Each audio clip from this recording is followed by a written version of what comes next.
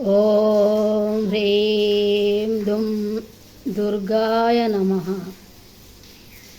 మనము ఎన్ని పురాణాలు చదివినా, ఎన్ని యాత్రలు తిరిగినా, ఎంత జ్ఞానాన్ని సంపాదించుకున్నా ఎక్కడో కొంచెము మనము తెలుసుకోలేకపోతున్నాము.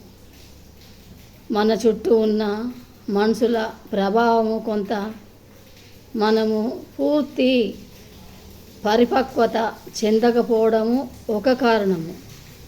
ఈ కారణాల వల్ల ఎంత జ్ఞానము ఉన్నప్పటికీ మళ్ళా కొంచెమైనా తోక వంకర అన్నట్లుగా అవుతుంది మన జీవితానికి.